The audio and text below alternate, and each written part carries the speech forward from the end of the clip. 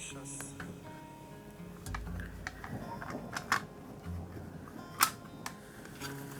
Traque là en moi. Ce n'est qu'en moi qu'elle vit.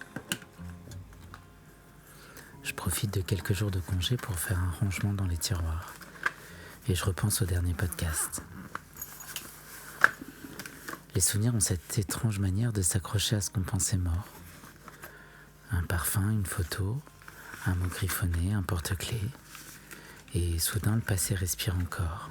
Et lorsque tu la tiendras au bout de ton fusil, n'écoute pas si elle t'implore. Parce qu'on ne peut pas tout garder, alors on trie, sans même s'en rendre compte.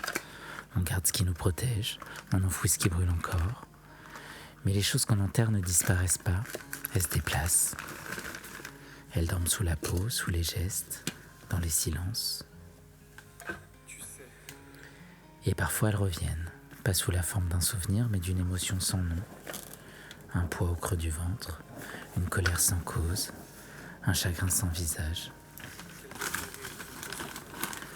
Ce n'est pas seulement vrai pour nous, c'est vrai pour les peuples aussi, pour les familles, pour tout ce qu'on appelle mémoire collective. C'est ce que l'histoire avec un grand H choisit de raconter et ce qu'elle préfère taire, les héros qu'on érige et les fantômes qu'on oublie.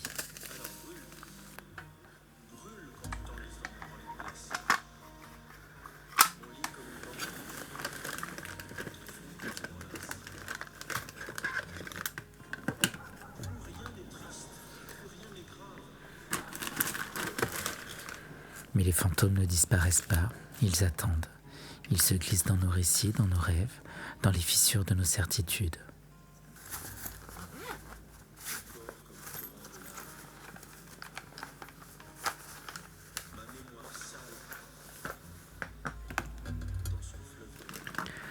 Je crois qu'on ne se débarrasse jamais du passé. On apprend juste à vivre avec ces spectres. Certains nous hantent, d'autres nous guident. Certains réclament justice, d'autres simplement qu'on les regarde enfin.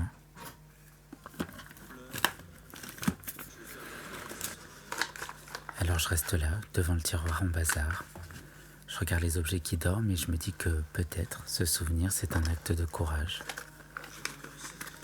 Pas celui de se complaire dans la nostalgie, mais celui d'affronter ce qui reste vivant en nous. De reconnaître les douleurs, les fautes, les regrets, les beautés. De dire oui, ça a existé, ça fait partie de nous. Parce qu'oublier, c'est souvent recommencer. Et se souvenir, c'est peut-être commencer autrement.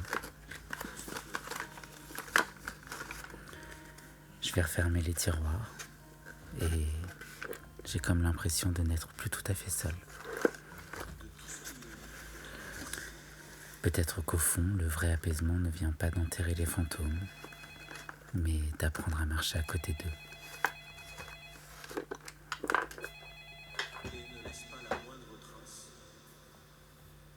Bonjour, vous êtes bien sur le téléphone fixe d'Eliott. Je ne suis pas chez moi pour le moment. Laissez-moi un message après le signal sonore.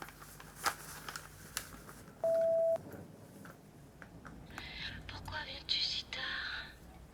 Ta mère t'a rien appris? On n'arrive pas si tard. J'ai ce qu'il faut qu'on vit.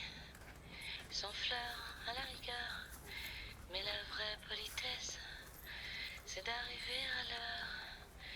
Lorsque le temps nous presse. alors, tu l'as. Encore. Pour réécouter votre message, tapez 1. Pour effacer votre message, tapez 2. Message effacé.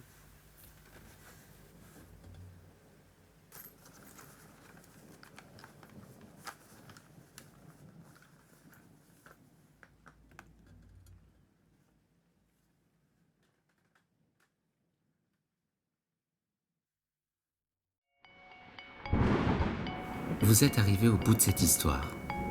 Avant de partir, laissez-moi vos impressions en commentaire. Ce podcast est produit de manière entièrement indépendante, sans promotion sur les réseaux sociaux. Si vous souhaitez m'aider à continuer à publier des épisodes, abonnez-vous à la chaîne et partagez vos épisodes préférés autour de vous. Et si vous avez le courage et l'envie de plonger dans vos souvenirs les plus cocasses, contactez-moi via l'adresse que vous trouverez dans la description de cette vidéo. Vous pourriez ainsi participer à un prochain épisode de Guéridon. Le podcast Guéridon est une création originale d'Elliot Gordon-Rix. Cet épisode a été produit, réalisé, monté et présenté par Elliot Gordon-Rix. Je vous donne rendez-vous dimanche prochain avec un nouvel invité. Et d'ici là, n'oubliez pas de vivre.